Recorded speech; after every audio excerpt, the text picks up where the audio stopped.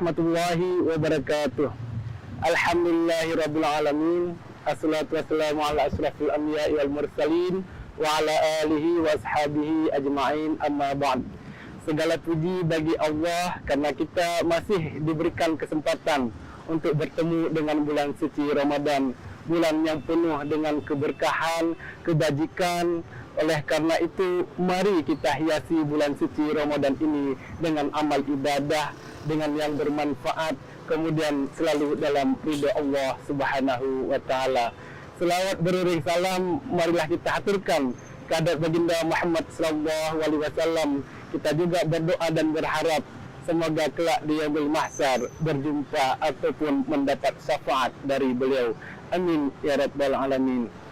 Hadirin pemirsa yang dimuliakan oleh Allah Subhanahu wa taala, di antara hikmah bulan suci Ramadan adalah kita dalam sebuah keluarga bisa kita tanamkan untuk hidup disiplin, yaitu sebagaimana yang tercermin dan terlihat dalam makan sahur bersama, kemudian juga kita tidak lagi makan, tidak lagi minum ketika imsak tiba, kemudian juga kita tidak berbuka puasa sebelum sirine berbunyi tanda berbuka puasa.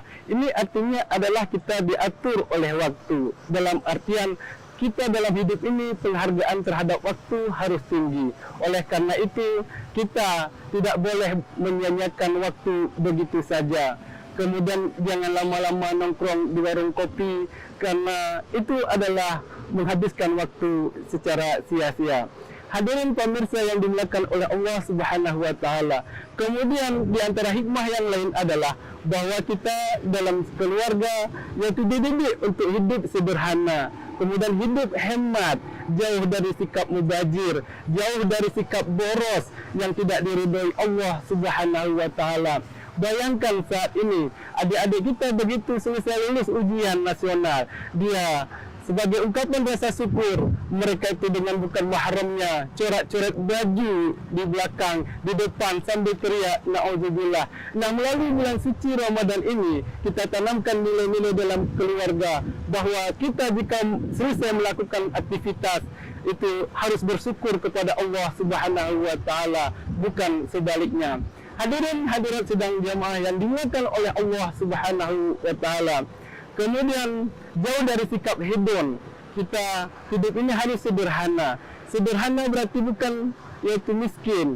Kita dalam umat Islam dituntut untuk kaya, karena kita dalam agama kita ada namanya yaitu kewajiban berzakat, kemudian menunaikan ibadah haji. Bagaimana kedua rukun ini kalau kita tidak memiliki material secara cukup?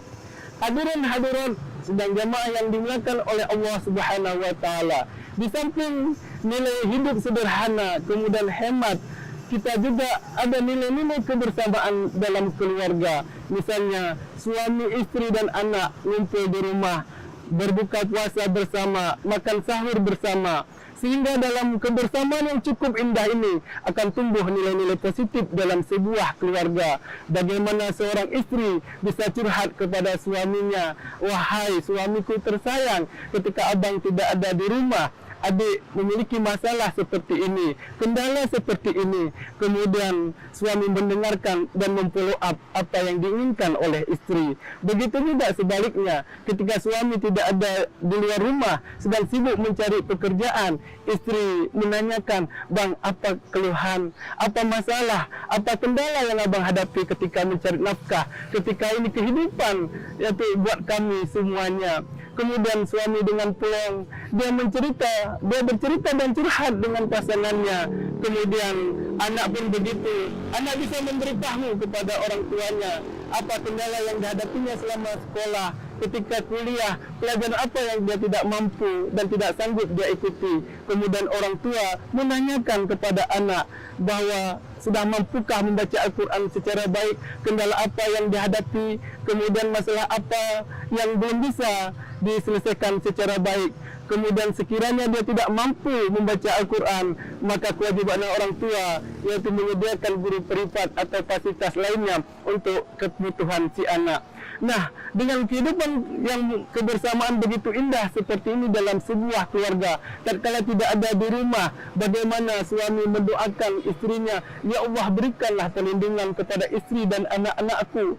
Kemudian juga si isteri berdoa kepada Allah, ya Allah, berikanlah keselamatan buat suamiku yang sedang berjuang mencari nafkah. Semoga selalu dalam lindungan dan ridha-Mu. Begitu juga dengan anak. Bukan seperti zaman saat ini, meskipun sudah bersama dalam rumah, bersama dalam hidup satu meja, malahan tinggal makan saja, tapi suami senyum-senyum, yaitu dia chatting dengan kawannya yang jauh di sana. Begitu juga dengan istri, chatting, kemudian ketawa senyum-senyum sendiri, yaitu dia chatting dengan kawannya yang jauh di sana.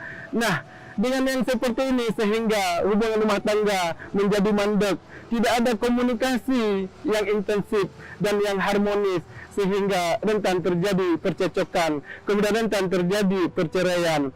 Hadirin hadirat pemirsa yang dimuliakan oleh Allah Subhanahu wa taala, melalui Ramadan yang begitu indah ini, maka kita manfaatkan momentum yang sungguh indah, yaitu kebersamaan dalam sebuah keluarga. Karena kalau tidak ada komunikasi antar keluarga, maka hidup dalam rumah tangga menjadi gersang dan hambar. Bukankah saat ini angka perceraian cenderung meningkat karena masing-masing mencari kenyamanan dan kesenangan dan mohon perhatian dari orang lain. Itu yang terjadi dewasa ini. Suami mencari kesenangan, istri juga mencari kenyamanan, sehingga perselingkuhan menjadi rentan. Hadirin hadirat yang dimuliakan oleh Allah Subhanahu wa taala, maka dalam bulan suci yang penuh berkah ini, kita manfaatkan dan kita ajak keluarga kita untuk meningkatkan amal ibadah, ketakwaan kepada Allah dengan melaksanakan solat 5 waktu secara berjamaah, tadarus secara bersama-sama, iktikaf bersama-sama, kemudian berharap kelak di surga bersatu kembali. Demikian, saya mohon maaf, wabillahi taufiq wal hidayah. Assalamualaikum warahmatullahi wabarakatuh.